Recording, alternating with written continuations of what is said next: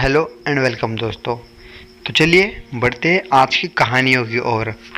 बात उन दिनों की है जब मैं कॉलेज का स्टूडेंट था।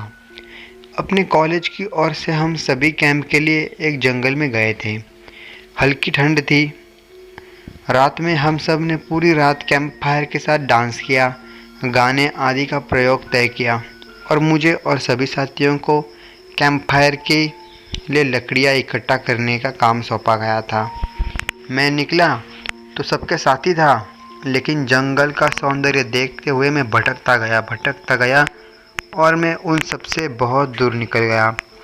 अचानक आसमान बादलों से भर गया और गरज के साथ बारिश होने लगी। बादलों के लगातार गरजने में से पेड़ के नीचे खड़ा रहना पड़ा मुझे।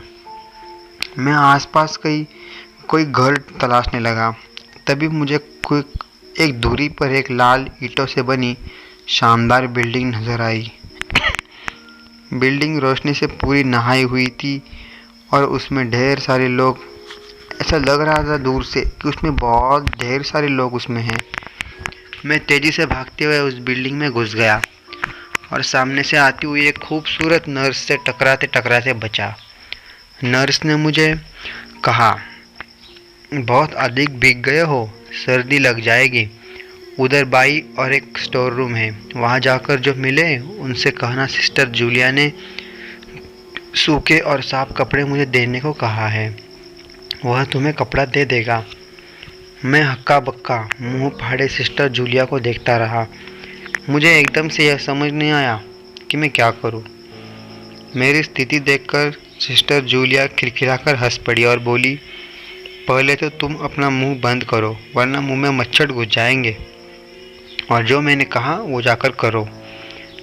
मैं हल्के से हाँ में सर हिला सिस्टर की बताई दिशा में जाने को मुड़ गया। अभी कुछ 10 कदम ही चला होऊंगा कि मेरे कंधे पर किसी ने हाथ रखा। मैं चौंक कर पीछे मुड़ा और अपने सामने आर्मी की वर्दी पहने हुए एक युवक खड़ा मुस्कुराता देखा। मेरे चेहरे पर आश्चर्य का बादल अपना घर बना चुका था। उसने धीमे किंतु अच्छे स्वर में कहा, मैं कैप्टन विनोद हूँ और यह हमारे देश की आर्मी हॉस्पिटल है। कैप्टन विनोद की बातों ने मुझे आश्वस्त किया।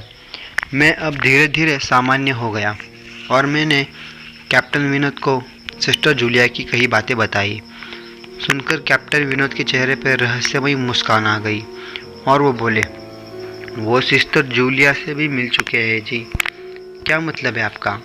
कुछ नहीं, चलो मैं तुम्हें सूखे कपड़े देता हूँ, चेंज कर लो, नहीं तो सर्दी लग जाएगी। और मैं कैप्टन विनोद के पीछे पीछे एक बड़े से कमरे में पहुँच गया। कमरे के चारों ओर हरे रंग के पर्दे लगे हुए थे और एक बड़ा सा बेड पड़ा हुआ था और उसके सामने एक सोफा था। बीच में एक टेबल थी जिस पर 2 ग्लास, एक बड़ी बोतल ब्रांडी और 1 या 2 पत्रिकाएं पड़ी हुई थी। कमरे में एक कोने में एक बड़ी सी अलमारी थी जिसमें से कैप्टन विनोद ने एक आसमानी रंग का कुर्ता पायजामा निकालकर मुझे दिया और कमरे से लगे बाथरूम की ओर इशारा किया। मैं बाथरूम से कपड़े चेंज करने जैसे ही निकलने लगा, मेरी नज़र बाथरूम की एक दीवार पर पड़ी। वह खून के छींटों से भरी हुई थी। यह देखकर मैं चौंक गया और जल्दी से बाहर निकलने को मुड़ा। आईने में मैंने खुद को देखा। आईने में मेरा पूरा शरीर तो नज़र आ रहा था, लेकिन मेरे शरीर पर से मेरा सर गायब था। अब मुझे डर लगने लगा और मैं हड़बड़ाकर बाथरूम से निकल गया। मुझे इस तरह बाहर निकलते देख कैप्टन विनोद ने हंसकर पूछा, क्या हुआ? अरे हाँ, तुमने तो अब तक मुझे अपना नाम ही नहीं बताया। कहाँ जाओगे? बाहर बहुत तेज़ बारिश है। लेकिन तुम जाना क्यों चाहने लगे अचानक, यह मैं समझ नहीं पा रहा हूँ। कैप्टन विनोद, आपकी बाथरूम में एक दीवार पूरी खून की छींटों से भरी हुई है और आपके बाथरूम में लगा आईना भी कुछ अजीब सा है। उसमें मुझे मेरा पूरा शरीर तो दिखाई दिया, लेकिन मेरा सर ही गायब था। मैं अब बिल्कुल भी नहीं रुकूंगा यहाँ, बारिश में ही भीगता हुआ अपने कैंप तक जाऊँगा। कहते हुए मैं कमरे से बाहर जाने लगा। तभी मुझे कैप्टन विनोद का आवाज़ सुनाई दिया, रुको। तुम सभी। विनोद की कड़कड़ाती आवाज़ गूंजी, तो तुमने सब कुछ देख ही लिया? जी क्या मतलब है आपका? मेरी आवाज़ में डर भर गया था। मतलब चाहो जो हो, तुम तक यहाँ से नहीं जा सकते जब तक तुम्हें कुछ बता न दूँ। क्या बताना चाहते हो आप? जो आज तक कोई न जान सका, जो आज तक कोई न जान सका वह मैं जानकर क्या करूँगा? प्लीज़ अब मुझे जाने दे। मैं डर से रुआं सा हो गया। नहीं, बिल्कुल नहीं। और तुम्हें मुझसे डरने की कोई ज़रूरत नहीं। सैनिक की सबकी रक्षा के लिए होते हैं। मैं भी तुम्हारी रक्षा ही कर रहा हूँ। कैप्टन विनोद के स्वर में अच्छाई लगी मुझे। वैसे वैसे भी तुम अपने साथियों से काफ़ी आगे निकल चुके आए हो। वहाँ तक तुम अब चलते हुए शायद पहुँच ना पाओ। कैप्टन विनोद के स्वर में जानो कैसी अद्भुति जाकर मैं उनके बगल में बैठ गया। कैप्टन विनोद ने कहना शुरू किया, दुश्मनों ने धोखे से हमारे अस्पताल को अपना निशाना बनाया। दुश्मन देश के 2 सैनिक हमारे देश के वेश में हमारे ही घायल सैनिक को लेकर आए। वह घायल था और हमारे देश के सेना ने उसे बहुत ढूंढा लेकिन नहीं मिला था। शायद साजिश के तहत उसे घायल होते ही घुसपैठियों ने कहीं छुपा दिया था। अचानक अपने खोए हुए सैनिक को अपने हॉस्पिटल में पा सभी खुश हो गए और बिना अधिक पड़ताल किए हॉस्पिटल की गेस्ट रूम में घायल को लेकर आने वाला 6 वेशधारियों ठहरने की इजाज़त दे दी गई। अभी उसी सैनिक का इलाज चल ही रहा था कि जोरों का ब्लास्ट हुआ और पूरा हॉस्पिटल एक पल में खंडहर में तब्दील हो गया। लेकिन हॉस्पिटल तो अपनी शानदार स्थिति में खड़ा है। मेरी बातों का अनसुना कर कैप्टन विनोद ने अपनी बात जारी रखी। कोई नहीं बचा उस ब्लास्ट में। दीवार पर जो खून के छींटे भी है उसी ब्लास्ट में मारे गए लोगों के हैं और सारे कर्मचारी भी मारे गए। हाँ, पर यह हॉस्पिटल तो खंडहर नहीं दिखता। जवाब में कैप्टन विनोद के चेहरे पर रहस्य भरी मुस्कान फैल गई और उनका चेहरा अजीब से भावों से भर गया। मैं उनके चेहरे को देखकर अंदर से दहल गया। फिर भी मैंने हिम्मत न हारी। आप उस ब्लास्ट में बाप बच कैसे गए? सुनते कैप्टन विनोद ठहाका लगाकर हंस पड़े और मुझ पर एक भरपूर नज़र डालते हुए कहा, यह कहानी आज से मात्र 10 वर्ष पूर्व की है और मैं जो आज से 50 वर्ष पहले ही मर चुका हूँ। इससे आगे उन्होंने क्या कहा मुझे कुछ नहीं मालूम। चेहरे पर गीलेपन का एहसास जब काफ़ी हुआ तो मैं जैसे नींद से जागा, मुझे मेरे घेरे हुए सहपाठियों और टीचर खड़े थे। मेरे आंखें खोलते मेरे सर ने कहा, थैंक गॉड तुम्हें होश आ गया। तो क्या मैं बेहोश था? हाँ, तुम जंगल में जाने कहाँ भटक गए थे। जब सभी लौट आए, तुम नहीं आए तो हम सभी मिलकर तुम्हें ढूंढने लगे। काफ़ी दूर जाने के बाद एक जीप आती दिखाई दी जिसमें एक आर्मी ने तुम्हें पीछे की सीट पर सुलाए हुए हमारे कैंप को ढूंढते हुए आ रहे थे। उन्होंने हम सबको अपनी जीप पर बिठाया और कैंप तक छोड़ा। हमने उन्हें काफ़ी रोकने की कोशिश की लेकिन वे यह कह के चले गए, मैं नहीं रख सकता, एक ज़रूरी काम है। जब हमने तुम्हें बेहोश होने जाने तक तुम्हारे पहुंचने के बारे में पूछा तो सोमेश ही बताएगा। जब वो होश में आएगा तो वही बताएगा मैं कौन हूँ। सबकी उत्सुक निगाहें अपनी ओर लगी देख मैंने धीमे स्वर में कहा, मैंने पूछा, क्या उनका नाम कैप्टन विनोद था? सर ने हाँ में सर हिलाया। मैंने सबको उधर चलने को कहा जिधर से सबने जीप आती दिखी थी। पहले तो सर तैयार नहीं हुए लेकिन मेरे बहुत कहने पर वे राज़ी हो गए। सुबह होते ही हम उधर की ओर गए। मैं उस जगह पर पहुंचकर गहरे आश्चर्य में डूब गया। वहाँ एक अधजला खंडहर था जिसके एक टूटे पत्थर पर लिखा था, आर्मी हॉस्पिटल। तो चलो दोस्तों, बढ़ते हैं अपनी दूसरी कहानी की ओर। मेरा नाम विनय है। विनय एक बीमा कंपनी में काम करते हैं। उनकी कंपनी उनको एक जगह से दूसरे जगह ग्राहक से मिलने के लिए भेजती रहती है, जिसके कारण वो अपने घर एक ठिकाने पर नहीं रख सकते। इस बार उनको नेपाल के छोटे से पहाड़ी इलाके में जाना था, करीब 1 महीने के लिए। इसलिए इस बार उन्होंने अपनी पत्नी को भी साथ ले लिया। परिवार में सिर्फ वो और उनकी पत्नी ही रहती थी। विनय और उसकी पत्नी दोनों नेपाल के लिए निकल पड़े। वैसे भी ठंडा सा मौसम था और नेपाल में ऊपर से बर्फ़ बहुत तेज़ पड़ रही थी। वो लोग अपने घर पहुंच चुके थे।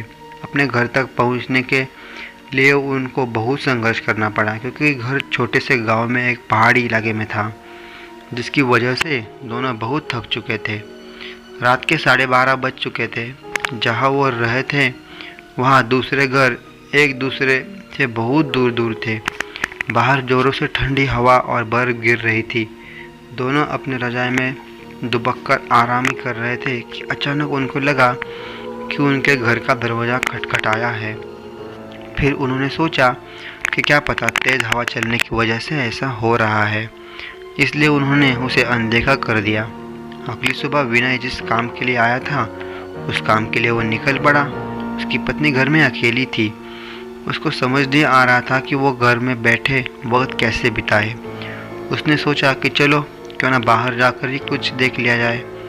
बाहर ठंड तो थी पर हवा नहीं चल रही थी, इसीलिए उसने अपना स्वेटर पहना और बाहर निकलने को तैयार हो गई। जैसे उसने अपना घर का गेट खोला, वैसे ही देखती है कि घर के पास एक खंबे के पीछे एक छोटा सा बच्चा खड़ा है, जो उसको चुपके चुपके देख रहा है। विनय की पत्नी ने उसको अपनी ओर बुलाया। वो नहीं आया और वो वहाँ से भाग गया।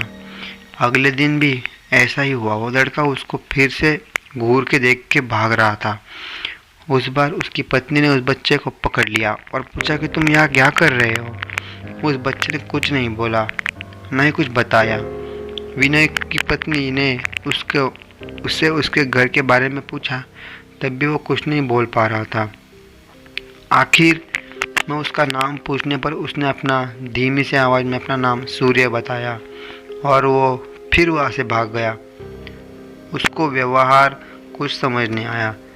यह सिलसिला ऐसे चलता रहा। वो बच्चा रोज़ उसके खंबे के पीछे से निहारता रहता। उस दिन रविवार की रात थी। दोनों घर में अंगीठी के सामने आग ताप रहे थे, क्योंकि बाहर की हालत बहुत ख़राब थी। इतनी ख़राब कि कोई थोड़ी देर के लिए बाहर निकल जाए तो उसकी जान चली जाए। अचानक दरवाज़ा किसी ने खटखटाया। उन दोनों ने फिर से लगा कि शायद हवा की वजह से ऐसा हो रहा है। तभी फिर से दरवाज़ा खटखटाया। इस बार खटखटाने की आवाज़ साफ साफ आ रही थी। यह आवाज़ सुनकर दोनों डर गए, क्योंकि इतनी रात को वो भी जान लेने वाली ठंड में आखिर कौन हो सकता है। दोनों केवल एक दूसरे का मुंह देख रहे थे। अचानक दरवाजे के बाहर से धीरे धीरे रोने की आवाज़ आने लगी। तभी विनय ने ज़ोर से आवाज़ में बोला, कौन है बाहर। कुछ देर तक आवाज़ तो नहीं आई, पर बाद में एक धीमी सी आवाज़ आई, दरवाज़ा खोलो, कृपया दरवाज़ा खोलो, बहुत ठंड है। यह आवाज़ किसी छोटे बच्चे की थी। तभी विनय की पत्नी ने यह आवाज़ जानी पहचानी लगी। उसने कहा कि ये तो वही बच्चे की आवाज़ लगती है जो घर के बाहर खड़ा रहता था। विनय की पत्नी ने कहा कि हमें उसे अंदर लेना चाहिए। वो भागते हुए अभी दरवाजे के पास जा ही रही थी कि अचानक उसे घर की फ़ोन की घंटी बजी। फ़ोन में एक पड़ोसी में रहने वाली औरत का था, जिसने आज ही विनय की पत्नी से मिल कर आई थी। विनय की पत्नी ने फ़ोन उठाया। वहाँ से उस औरत की आवाज़ आई, हेलो जी, मैं आपको बताना भूल गई थी कि अगर आपके घर के बाहर कोई दरवाज़ा खटखटाए तो उसको मत खोलना। विनय की पत्नी ने कहा, अभी मेरे घर के बाहर एक बच्चे की आवाज़ आ रही है जो दरवाज़ा खोलने को कह रहा है। तभी उस औरत ने कहा कि आप बिल्कुल मत खोलना, वो असल में एक आत्मा है। यहाँ जब जब तेज़ आंधी और ठंडी पड़ती है, वो तब तब सबके घर के बाहर जाता है और दरवाज़ा खोलने को कहता है। वो ठंड का बहाना बनाता है और दरवाज़ा खुलवाने की कोशिश करता है। अगर कोई गलती से भी दरवाज़ा खोल देता है तो वो अगले दिन बर्फ़ में दबा हुआ मिलता है। ये सुनते ही उनके पैरों की ज़मीन खिसक गई। वो सोचने लगे कि बाहर दरवाज़ा खटखटाता और असल में एक आत्मा है। उन्होंने दरवाज़ा नहीं खोला। अगले दिन वो दोनों भागकर पड़ोसी के पास गए और पूरे मामले के बारे में पूछा। उस औरत ने बताया कि ये इस गांव में एक परिवार रहता था। पहाड़ टूटने की वजह से उस परिवार का विनाश हो गया। बस एक बच्चा बचा। वो दूसरों के घर जाकर खाना मांगता था। एक दिन बहुत ज़ोर से बर्फ़ आंधी पड़ रही थी। वो दूसरे के घर के बाहर दरवाज़ा खटखटाकर अंदर आने की गुहार लगा रहा था, पर किसी ने उसकी गुहार नहीं सुनी। ठंड की वजह से सब अपने घरों में दुबक हुए थे। कल सुबह होने पर उस बच्चे की लाश बर्फ में अटकी हुई मिली। आज भी कभी कभी जोरों से बर्फ आंधी चलती है तो उसकी आत्मा सबके घर के पास आती है और गुहार लगाती है। यह सब सुनकर दोनों हैरान रह गए, लेकिन वो वहाँ 1 महीने तक रुके। तब तक 3-4 बार उनके साथ ऐसा ही हुआ, लेकिन विनय का काम खत्म हो जाने पर वो वहाँ से चले गए। पर विनय की पत्नी के दिमाग में एक रहस्य हमेशा बना रहा कि उस घटना के बाद जो बच्चा उसे रोज घर के बाहर दिखता था वो कभी नहीं दिखा। तो चलो दोस्तों, बढ़ते हैं अपनी तीसरी कहानी की ओर। तीसरी कहानी हमें वैभव जी ने भेजी है। वैभव जो 26 साल का है, उसकी अभी नई नई शादी हुई है और उसकी एक खूबसूरत बीवी है। ये दोनों हनीमून बनाने हिमाचल गए थे, जहां उन्होंने 4 दिन गुजारे। अब उनके दिल्ली अपने घर वापस आने का समय हो गया था। दोनों अपनी गाड़ी में बैठ गए और दिल्ली के लिए चल दिए। रात के 11 बज गए थे। वो हिमाचल की घाटी को पार करने ही वाले थे। रोड बिल्कुल सुनसान था और गाड़ी बिल्कुल तेज़ी में जा रही थी। अचानक वैभव को अपनी गाड़ी के आगे एक औरत दिखी, जिसने लाल रंग की साड़ी पहनी थी। वो दूर से ही हाथ हिलाकर गाड़ी को रोक रही थी। उसको देखकर वैभव की बीवी ने उसकी गाड़ी रोकने से मना कर दिया, क्योंकि उसको डर था कि यह कोई लूटपाट करने की चाल हो सकती है। लेकिन वो औरत गाड़ी के सामने आ गई, जिससे वैभव को गाड़ी रोकनी पड़ी। वो औरत ज़ोर ज़ोर से दरवाजे को पीटने लगी। उसके चेहरे के हाव भाव से ऐसा लग रहा था कि वो किसी बड़े मुसीबत में हो। वैभव की बीवी ने उसे गाड़ी का दरवाज़ा खोलने से मना कर दिया। उसने कहा कि यह चाल हो सकती है, हमें बाहर नहीं जाना चाहिए। पर वैभव ने बोला, अगर सच में यह कोई मुसीबत में होगी और हमारी ज़रूरत क्यों होगी, क्योंकि देखकर वो अच्छे खासे घर की लग रही थी। ये बोलते ही वैभव ने गाड़ी का दरवाज़ा खोल दिया और बाहर आ गया। वो औरत घबराते हुए बोली, प्लीज़ प्लीज़ मेरी मदद करो प्लीज़।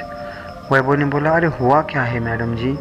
उस औरत ने जवाब दिया, मेरी गाड़ी नीचे खाई में गिरकर पेड़ से टकरा गई है और उसमें छोटी बच्ची फंसी हुई है, प्लीज़ उसको बाहर निकालो। ये सुनते ही वैभव की बीवी भागकर बाहर आ गई और वो तीनों मिलकर खाई की तरफ दौड़ने लगे। उन्होंने देखा कि गाड़ी थोड़ी नीचे एक पेड़ से टकराई हुई है। वैभव झट से नीचे उतर गया। उसने देखा कि पीछे वाली सीट पर एक बच्ची बैठी है जो रो रही है। वैभव ने दरवाज़ा खोलने चाहा, पर वो खुला नहीं, दरवाज़ा अटका पड़ा था। उसको बहुत कोशिश की, तब जाकर वो दरवाज़ा खुला। वैभव ने उस लड़की को बाहर निकालकर अपनी गोदी में रख लिया, पर लड़की अभी रोई जा रही है और मम्मी मम्मी कर रही है। तभी वैभव की नज़र अगली ड्राइविंग सीट पर गई, जहाँ उसे कोई बैठा हुआ लगा, लेकिन आगे वाली गाड़ी का शीशा धुंधला था तो साफ नज़र नहीं आ रहा था। उसने अपने कपड़े से शीशा साफ किया और जो वैभव ने देखा वो देखकर उसके पैरों तले ज़मीन ही खिसक गई। उसको विश्वास नहीं हो रहा था। उसने देखा कि आगे वाली सीट पर और कोई नहीं, उसी बच्चे की माँ थी जो मदद के लिए वैभव को बुला रही थी। उसने देखा कि वो औरत के माथे से खून निकल रहा था और उसकी मौत हो चुकी है। वैभव की पत्नी ने वैभव की हालत देखकर झट से उसके पास गई और वो भी यह मंजर देखकर हैरान हो गई। ये देखते ही वैभव और उसकी पत्नी ने पीछे की ओर देखा, जहाँ वो औरत खड़ी थी, पर वहाँ अब कोई नहीं था। तो दोस्तों, ये दोनों भी समझ गए थे कि वो एक माँ की आत्मा थी जो अपने बच्ची को बचाने के लिए तक तड़प रही थी। तो दोस्तों, आप सोच सकते हो एक माँ के दिल में अपने बच्चों के लिए कितना प्यार होता है। दोस्तों, फिर वैभव ने और उसकी पत्नी ने यह ठान लिया कि इस बच्ची को हम दोनों ही गोद लेंगे और इसे अच्छी तरीके से संभालेंगे। दोस्तों, एक माँ के प्यार के लिए इस वीडियो को लाइक और चैनल को सब्सक्राइब ज़रूर करना। तो चलिए बढ़ते हैं हम अपनी चौथी कहानी की ओर।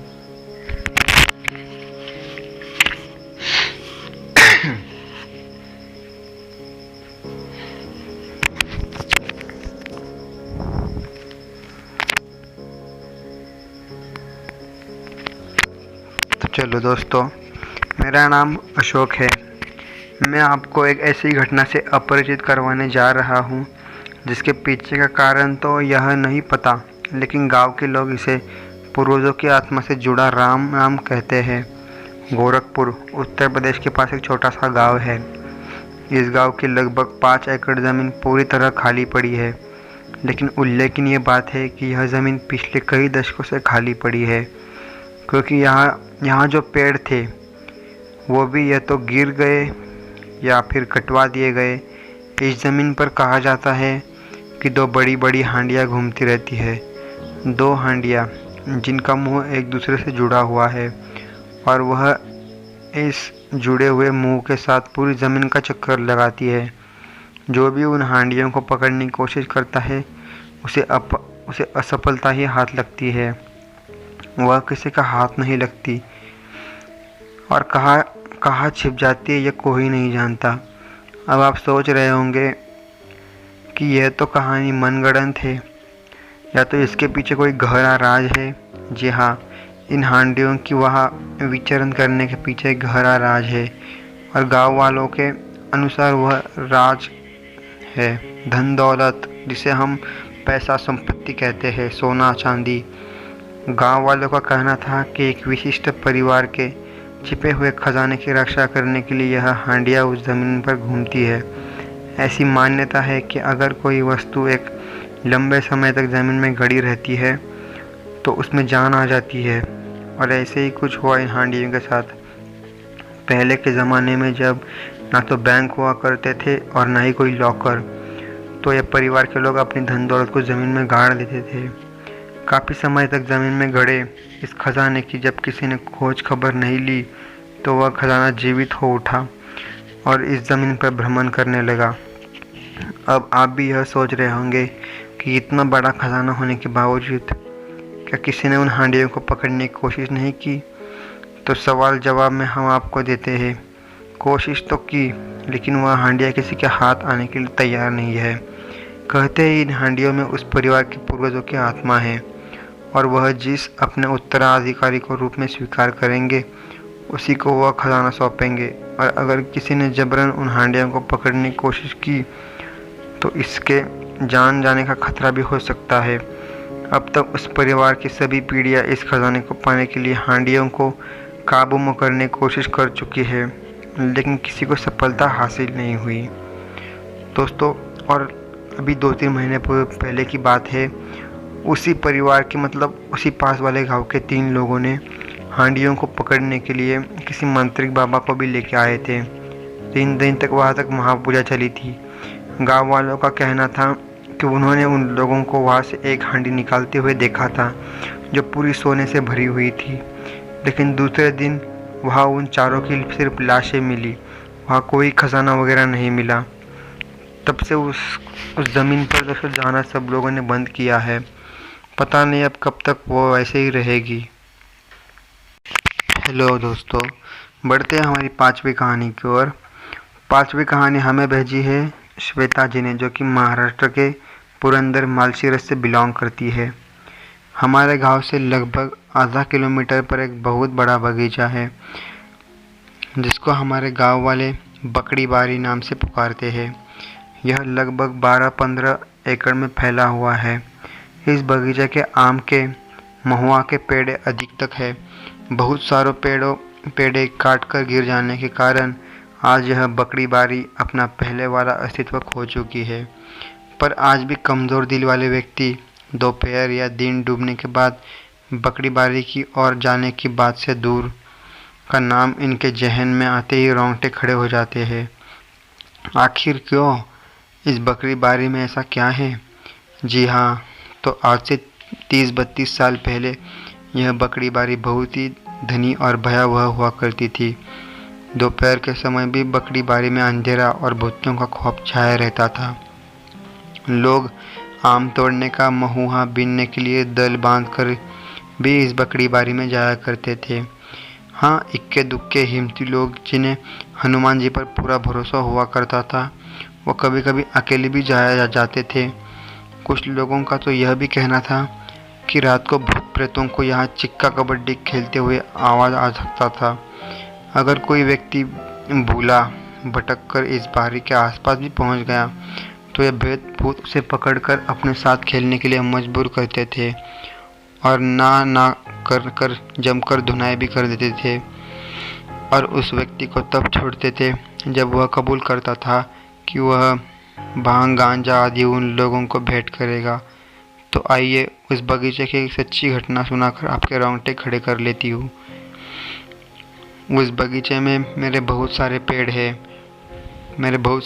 हैं।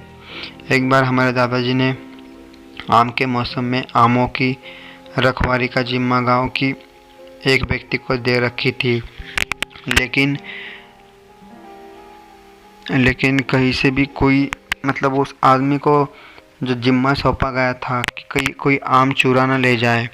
एक दिन हमारे दादाजी ने दुक्का छिपकर सही और गलत का पता लगने की सोच रात को खा पी कर एक लौर लाठी और बैटरी टॉर्च लेकर हमारे दादाजी भयानक और भूतों के साम्राज्य वाले बारी में पहुंचे। उनको कोने वाले पेड़ के नीचे एक व्यक्ति दिखाई दिया। दादाजी को लगा कि यह व्यक्ति है जो आम तोड़ लेता है। दादाजी ने आम देखा न था उस व्यक्ति को पकड़ने के लिए दौड़ने लगे। वह व्यक्ति लगा भागने। दादाजी ने उसे दौड़ रहते हुए चिल्लाने लगे कि आज तुमको पकड़ कर ही रहूँगा, भाग, देखता हो कितना भागता है। अचानक व्यक्ति उस बारी में स्थित एक पेड़ के पास पहुंचकर भयंकर और विकराल रूप में आ गया। उसके अगल बगल आग उठने लगी। अब तो हमारे दादाजी को ठकुरा मार गया, काट को गए, बुद्धि काम करना बंद कर दिया। उनका शरीर कांपने लगा। रोते हुए वो एकदम अवाक हो गए। अब उनकी हिम्मत जवाब दे जा रही थी और उनके पैर ना आगे ना पीछे। लगभग 2-3 मिनट तक बेसुध खड़ा रहने के बाद थोड़ी सी हिम्मत करके हनुमान चालीसा का पाठ करते हुए वे धीरे धीरे पीछे हटने लगे। जब वे घर पहुंचे तो उनके शरीर से आग निकल रही थी। वे बहुत ही सहमे हुए थे। 3-4 दिन बिस्तर पर पड़े रहे, तब जाकर उनको आराम हुआ। उस साल हमारे दादाजी ने फिर अकेले उस बकरी बारी की ओर ना जाने की कसम खा ली। तो दोस्तों, आपको क्या लगता है इस कहानी में कितना तथ्य है? मुझे कमेंट में ज़रूर बताना और चैनल को सब्सक्राइब किए बगैर कभी मत जाना। अगर आपको डेली ऐसी कहानियाँ सुननी है तो चैनल को सब्सक्राइब, वीडियोस को लाइक करना ज़रूर भूलना मत। चलो दोस्तों, आज के लिए बस इतना ही। Bye bye, take care and good. India is best.